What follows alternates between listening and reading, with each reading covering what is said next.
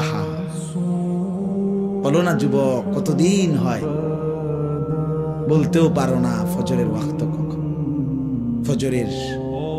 ফজরের সূর্য কেমন, ফজরের হাসি কেমন, ফজরের বরকত কেমন। আল্লাহ তাআলা বলেন কুরআন আল ফজর আই সালাত আল ফজর।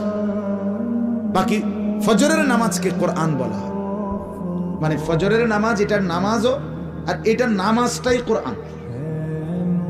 তাফসিরে লিখছে মানে হলো এই, ফজরের নামাজ যেন কোরআনুল কারীমের লম্বা তেলাওয়াত দিয়ে মোড়াইয়া প্যাকেটিং করিয়া ফজরের নামাজ দেওয়া হয়েছে।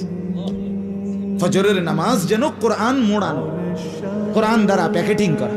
এই জন্য ফজরের নামাজের তেলাওয়াত কোরআন শরীফ লম্বা হয়, লম্বা হয় না?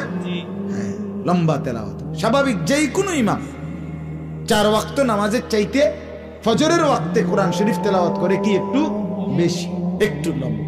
এই জন্য আল্লাহ বলছে কোরআন আল ফজর, এবং বিশেষভাবে আদায় করুন ফজরের নামাজ, যেটা কোরআন দ্বারা মোড়ান।